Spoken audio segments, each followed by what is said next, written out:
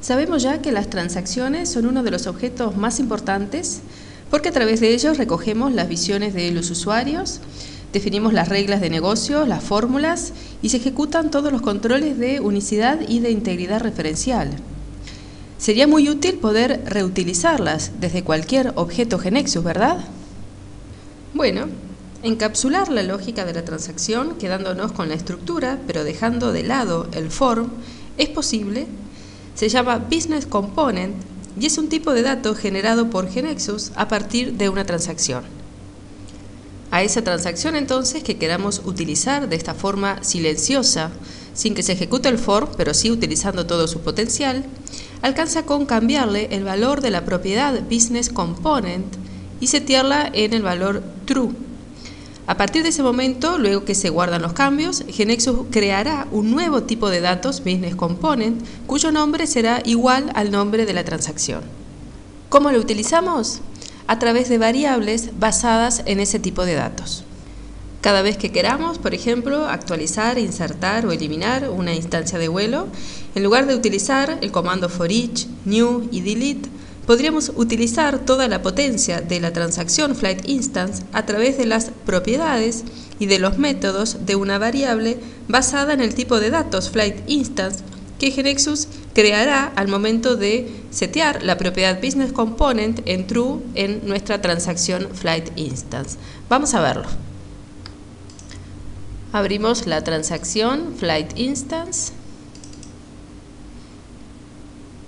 Editamos las propiedades y vamos a encontrar aquí la propiedad Business Component que por defecto tiene el valor false. Vamos a ponerlo en True y salvamos los cambios. Y vamos a modificar ahora nuestro procedimiento flight instance new date para que sea ejecutada esta actualización a través del Business Component. Lo primero que debemos hacer entonces es crear una variable flight instance basada en el tipo de datos flight instance. Venimos al sector de las variables y vamos a definir entonces flight instance y va a ser de tipo flight instance, que lo tenemos aquí. Salvamos los cambios y vamos a modificar el source. Vamos a eliminar este código que teníamos declarado y lo que debemos hacer es cargar el registro de la iteración que corresponda, ¿verdad? Las condiciones de filtro se siguen manteniendo porque son las que deben verificar los registros para ser actualizados. Así que a nuestra variable flight instance le aplicamos el método load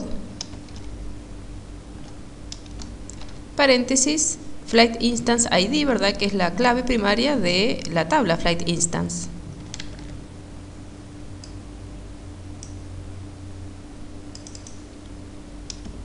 Cerramos paréntesis. Hacemos luego la actualización. Nuestra variable flight instance date va a ser igual ahora a la variable new instance date y flight instance time va a ser igual a la variable new instance time. Aquí hicimos entonces la actualización. Lo que debemos hacer ahora es grabarlo y para grabarlo utilizamos el método save. Nuestra variable flight instance save. Veamos ahora lo siguiente. Cuando estamos ejecutando la transacción en su modo habitual, cada vez que se dispara una regla error, nos enteramos en el momento, ¿verdad? Porque la transacción es un objeto interactivo.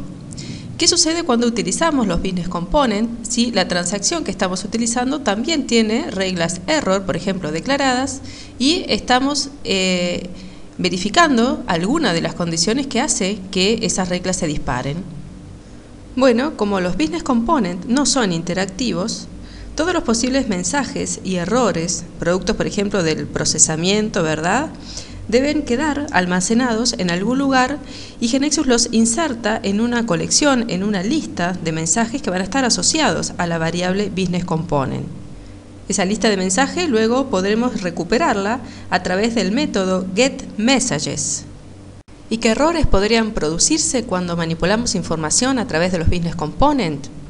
Bueno, los mismos que cuando intentamos insertar mediante la transacción, ¿verdad? Es decir, los errores asociados a los controles de integridad referencial, de los controles de unicidad, las validaciones de los tipos de datos, las reglas de error declaradas en la transacción y cuyas condiciones de disparo se satisfacen. ¿Y qué ocurre si entre las reglas declaradas en la transacción se encuentra una que dispare la llamada a un web panel? Bueno, cuando estamos utilizando Business Component, GeneXus ignora aquellas reglas que hacen uso de interfaces de usuario, por lo que estas reglas no son incluidas.